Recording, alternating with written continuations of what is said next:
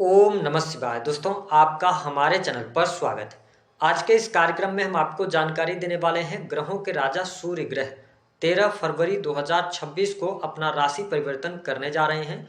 तो सूर्य के राशि परिवर्तन का प्रभाव वृश्चिक लग्न या वृश्चिक राशि वालों पर किस प्रकार से पड़ने वाला है, आने वाले एक महीने तक सूर्य ग्रह आपके जीवन को किस प्रकार से प्रभावित करेंगे, कौन सी महत्वपूर्ण घटनाएं इस समय अवधि के दौरान घटने वाली हैं, आपके लिए राजयोग बनेगा या दुर्योग बनेगा, सब कुछ इस वीडियो में हम जानेंगे।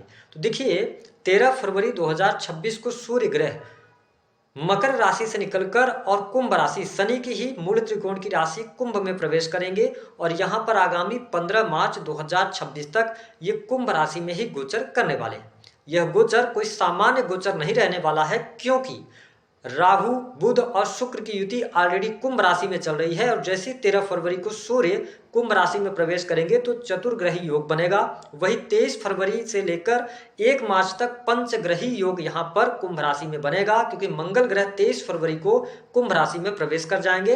हालांकि 1 मार्च के बाद शुक्र का राशि परिवर्तन हो जाएगा, तो चतुर्ग्रही योग लंबे समय तक कुंभ राशि में रहने वाला है। तो आइए जानते हैं कि आपके जीवन पर इन ग्रहों का क्या इंपैक्ट पड़ने वाला है। लेकिन उससे पहले यदि आप चैनल पर पहली बार विजिट कर रहे हैं तो चैनल को सब्सक्राइब कर लीजिएगा, नोटिफिकेशन बिल को ऑन कर लीजिएगा। देखिए, हमारे ज्योतिष शास्त्र में सूर्य को ग्रहों का राजा कहा जाता है। सूर्य को आत्मा, पिता, मान सम्मान, सरकारी क्षेत्र, राजनीतिक क्षेत्र, पद, प्रतिष्ठा, यश, कीर्ति, सही में पाई जाने वाली हड्डियां, इम्यून सिस्टम, इन सभी चीजों का कारकत्व प्राप्त है।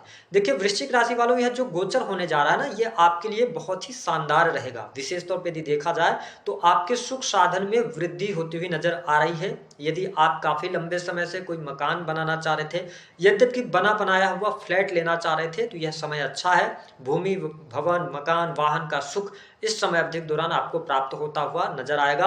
आपके सुख साधन बढ़ते हुए नजर आ रहे हैं। लेकिन यदि आप कोई भूमि से संबंधित कार्य करना चाहते हैं, आप कोई लग्जरियस आइटम परचेज कर रहे हैं, ठीक है, आप कोई बना बनाया मकान परचेज कर रहे हैं, तो यह वह समय होगा जब राहु 4th हाउस में है। तो देखिए, आपको ये बड़ा मकान, बड़ी गाड़ी, लग्जरियस गाड़ी, इन सभी चीजों को खरीदने का तो टाइम है, लेकिन जल्दबाजी आप नहीं कीजिएगा। डॉक्यूमेंट्स की जांच पड़ताल कर लीजिएगा, सारी चीजों को पुख्ता तरीके से देखकर और उसके बाद आप आगे बढ़ेंगे तो आपके लिए अच्छा है। हालांकि गोचर के आधार पर मुझे आपके सुख साधन बढ़ते हुए नजर आ रहे हैं। सूर्य आपके 10वें भाव के स्वामी है और 10वें भाव से केतु का गोचर हो रहा है। लेकिन अच्छी बात यह रहने वाली है कि इन ग्रहों पर देवगुरु बृहस्पति की अमृतमय दृष्टि रहेगी। इस वजह से नौकरी पेशा जीवन भी आपका बढ़िया रहेगा। अगर आप वृश्चिक लग्न या वृश्चिक राशि के हैं, आपके पास नौकरी नहीं थी, तो नई नौकरी की संभावनाएं, घर से दूर जाकर आप यदि काम ढूंढना चाहते हैं तो आपको काम भी इस समय अवधि के दौरान मिलता हुआ नजर आएगा। साथ ही जो लोग ऑलरेडी अपने घर से दूर रहकर नौकरी पेशा जीवन से जुड़े हुए हैं, उनके लिए अच्छी स्थिति बन रही है। आपके लिए लाभ भी होता हुआ नजर आएगा। यदि आप प्रमोशन के लिए प्रयास करते हैं, हालांकि सूर्य राहु का ग्रहण लग रहा है, लेकिन अच्छी बात यह है कि देवगुरु बृहस्पति से ये दृष्ट हैं। इस वजह से कुछ लोगों के जीवन में अगर अच्छे दशाएं आपकी चल रही होंगी तो प्रमोशन वगैरह भी मिलने का योग बनेगा।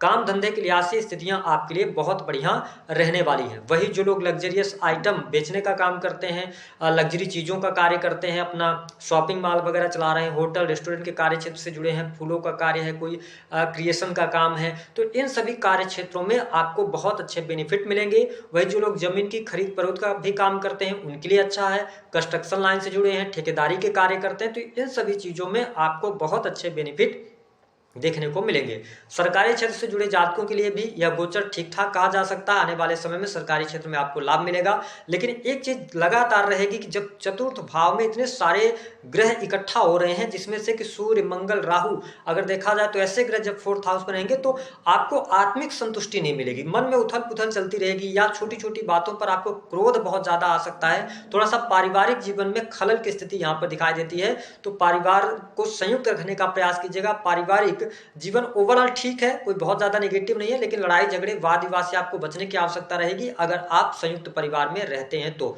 नौकरी पेशा जीवन, जैसा कि मैंने बताया कि अच्छा है आपका। प्राइवेट सेक्टर सेक्टर में वर्क कर रहे हैं तो भी अच्छा है, सरकारी क्षेत्र से जुड़े हुए हैं तो सरकारी क्षेत्र से जुड़े जातकों को भी लाभ मिलेगा। लेकिन अगर आप सरकारी क्षेत्र में हैं, जैसे मेडिकल लाइन हो गया आपका, इसके अतिरिक्त इंजीनियरिंग का फील्ड हो गया, सेना पुलिस आर्मी से रिलेटेड हो गया, कोई प्रशासनिक सेवा हो गई, शिक्षा का फील्ड हो गया, तो इन सभी फील्ड्स में आप जिस भी लेवल पे हैं इस एक महीने में किसी भी प्रकार के गलत कार्य करने से बचिएगा।